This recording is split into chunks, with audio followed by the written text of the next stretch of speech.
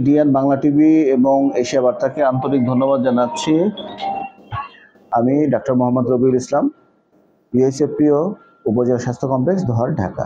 জরায়ু ক্যান্সার প্রতিরোধী এইচপিভি টিকা কর্মসূচির আজকে দোহার উপজেলার 169টি কেন্দ্রে 3084 জন কিশোরীদেরকে জরায়ুমুখ ক্যান্সার প্রতিরোধ করার জন্য এইচপিভি ভ্যাকসিন প্রদান করা হবে এবং এটা 14 তারিখ পর্যন্ত চলবে। প্রোগ্রাম আপনার দুই ভাগে বিভক্ত।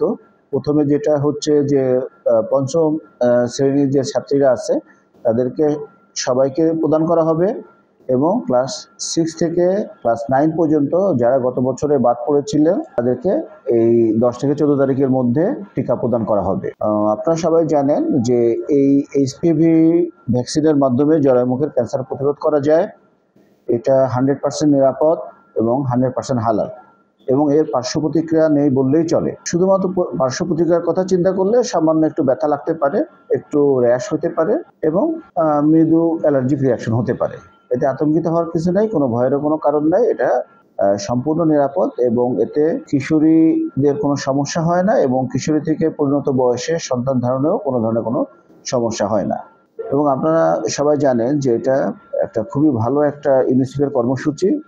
অত্র উপজেলার সর্বস্তরের জনগণকে আমি এই প্রোগ্রাম যাতে সফলভাবে সম্পন্ন হতে পারে এই জন্য সহযোগিতা করার জন্য আহ্বান জানাচ্ছি। যেমনটি বলতেছিলাম যে আমাদের এই যে টার্গেট 10 থেকে 14 বছরের যে কিশোরী আছে তাদের আমাদের 3084 জনকে আমরা প্রদান করার টার্গেট আছে এবং যারা আগে থেকে রেজিস্ট্রেশন করেছেন তারাও পাবেন, আর যারা রেজিস্ট্রেশন করেননি তাদেরকে স্পটে এসে রেজিস্ট্রেশন করলেই এই ভ্যাকসিন প্রদান করা যাবে এবং এই কর্মসূচি সকাল 8:30 থেকে 2:30 পর্যন্ত চলমান থাকবে এবং 10 থেকে 14 নভেম্বর পর্যন্ত এই কর্মসূচি চলবে। জরায়ুমুখের টিকা আসলে পুরুষ মহিলা আলাদা ভেদ করে লাভ নেই, কারণ জরায়ু হচ্ছে আমাদের পুরুষ মহিলা যাদেরই বলেন সবার প্রথম আবাসস্থল। তো পুরুষের ক্ষেত্রেও এটা যেমন গুরুত্বপূর্ণ, সচেতনতাটা তার স্ত্রী হোক কিংবা সন্তান হোক তাকে হচ্ছে দেওয়ায় উদ্বুদ্ধ করা, কিংবা যে কোনো আত্মীয় স্বজন হোক। আর মহিলাদের ক্ষেত্রে তো আরো বেশি, কারণ সে নিজে সাফারার হবে, সে ভুক্তভোগী হবে। জরায়ুমুখের টিকাটা আমাদের দেশের জন্য অনেক গুরুত্বপূর্ণ, কারণ হচ্ছে এই ক্যান্সারটা আমাদের দেশে আনডায়াগনোসড, মানে যেটা হলো আমরা মানে দেখা যায় যে ডায়াগনোসিস বলতে হচ্ছে কোনো রোগটাকে ধরা। আমরা রোগটাকে ধরতে ধরতে রোগটা অনেক বেশি বৃদ্ধি পেয়ে যায়, কারণ জরায়ুর যে কোনো সমস্যা কিংবা আমাদের যে রেগুলার মেনস্ট্রুয়াল সাইকেল রিলেটেড সমস্যা, এগুলোকে আমরা সাধারণত গ্রামের দিকে যেই আমাদের যেই কালচার, যেই সংস্কৃতি, তাতে হলো গোপন করে রাখা হয় এবং সঠিক সময় আমরা ডক্টরের কাছে যাই না।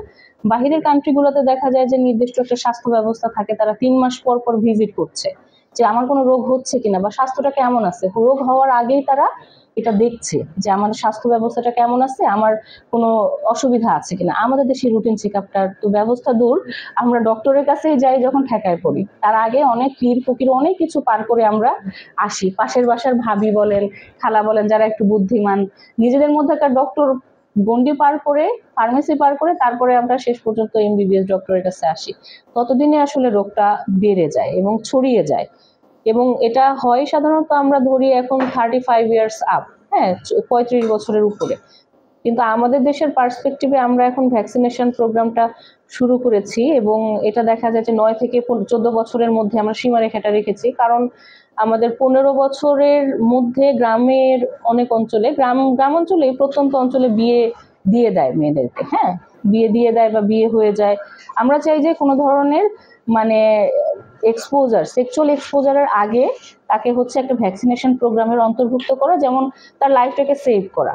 যে আমরা সচেতনতা বৃদ্ধি করছি বাল্য বিবাহের বিরুদ্ধে, কিন্তু হতে হতে আরো সময় লাগবে, কিন্তু তাতে যেন তার ক্ষতি না হয়ে যায়।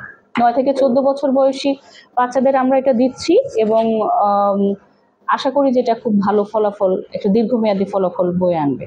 আমরা এবার ভ্যাকসিনেশন, আমি কয়েকটা কেন্দ্রে গেলাম, সেখানে আমি দেখলাম একটা সামাজিক ভীতি তৈরি হয়েছে এবং আমি যখন জিজ্ঞাসা করলাম এটার মূলে দেখা গেল যে একটা ফেসবুকে প্রচারণা এবং নেগেটিভ প্রচারণা আসলে এবার মানে আমাদের ভ্যাকসিন প্রচারণার চেয়ে মানে বেশি ছিল নেগেটিভ প্রচারণার হারটা, কারণ আমাদের মানে ভ্যাকসিন প্রচারণাটাও বেশি মানে খুব একটা জোরদার হয়নি। তো এই জন্য দেখা যায় যে মানুষের মনে একটা ভীতি ঢুকে গেছে, কিন্তু বিষয়টা এরকম না। বিষয়টা হচ্ছে যে শোনা কথা, যেমন আমরা একটা প্রবাদ আছে, আমরা বলি যে কান চিলে নিয়ে গেছে, চিল দেখিনি, কানও ধরে দেখিনি, কিন্তু নিয়ে গেছে এটা শুনি এবং আরেকজনকে বলি অমুকের কান নিয়ে গেছে। তারপর অনেক দৌড়াদৌড়ির পরে লাস্টে কান ধরে দেখি যে কান কানের জায়গাতেই আছে, চিল আকাশেই আছে।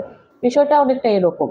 একটা নর্মাল আপনি অ্যান্টিবায়োটিক খেলেও একটা স্বাভাবিক ইফেক্ট, এক একজনের শরীর এক একভাবে তৈরি করা, সৃষ্টিকর্তা এক একভাবে তৈরি করেছেন, সেখানে এক একভাবে ইফেক্ট করে। কিন্তু সেটা দেখা যায় যে এই ইফেক্টটাকে হচ্ছে একটা বড় ধরনের ডিজাস্টার বা বড় ধরনের বিপর্যয় ধরে নিয়ে আমরা আগানো হচ্ছে খুবই ক্ষতিকর। এর উপর যে প্রভাব পড়বে, কারণ তারা হলো 35 বছরের পরে যদি তাদের এরকম জরায়ুমুখের সমস্যা তারা ফেস করে, তখন যে সমস্যাটা হবে, যেটা আমরা অল্পতে সেরে দিতে পারছি, তখন কিন্তু সেটা আর সম্ভব, মানে প্রতিকার হবে, প্রতিরোধ হবে না।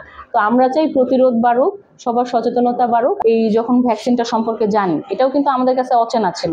ক্যান্সার শুনলেই তো কিন্তু আমরা ভয় পেতাম।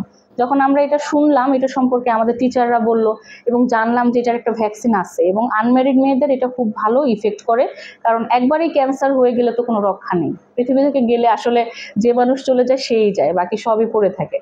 তো দেখা গেল যে তখন আমি এটা কিনে নিয়েছিলাম, প্রায় 3000 টাকার মতো আমরা ক্লাবের মাধ্যমে কিনতাম, এনে আমি নিয়ে নিয়েছিলাম। কিন্তু এখন এটা জাতীয় প্রোগ্রামে গত বছর থেকে ইনক্লুড হয়েছে। আমরা চাই যে এটার প্রচারণা আরো বাড়ুক। আমি doctor Nusrat Arin Tonni, medical officer, disease control, উপজেলা স্বাস্থ্য complex, Dohar, Dhaka. Phone number 01715966170। আমি যে কোনো সমস্যায়, আপনি স্বাস্থ্য রিলেটেড, আমাকে সবসময় পাবেন দোহার স্বাস্থ্য কমপ্লেক্সে, এবার অথবা এই নাম্বারে যোগাযোগ করবেন। ধন্যবাদ।